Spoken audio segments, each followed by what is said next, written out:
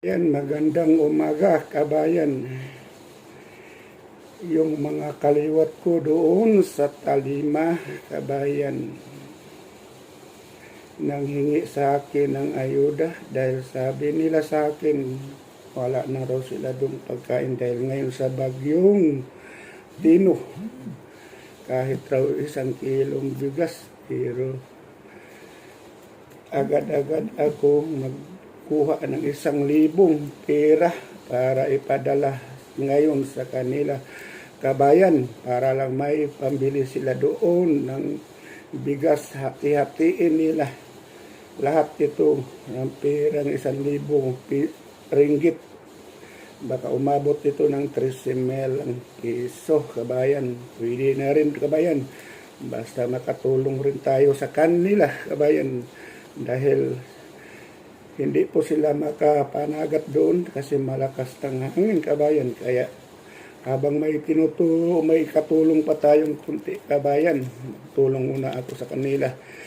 Kawawa naman po yung mga kaliwat ko doon sa Talima, nahingi ng donasyon sa akin.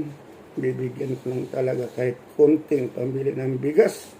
Noon rin sa bagyong Odette talaga, kabayan, nangingi rin sila ng tulong sa akin, binigyan ko pa rin sila. At ngayon ay pangalawa na ngayong bagyo, yung bagyong Tino, kabayan, hirap na raw sila, walang pagkain sa isla.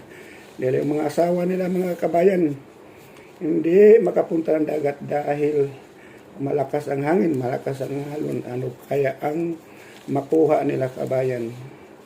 Kaya may kunti pa man tayo ng pera, kabayan, itulong ko na sa kanila ngayon, ipadala ko na ngayon sa kanila, kabayan, itong pera ito para ngayong araw mabili nilang bigas at hati-hatiin nila kung ilang sako ito ang mabili sa kanila para hati-hatiin sa mga kaliwat na ko doon sa Talima.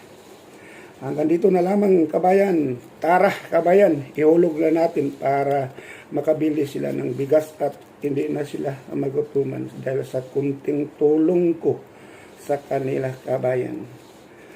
Magandang umaga, kabayan. Punta na ako doon, ihulog ko na ito para makabili sila ng bigas.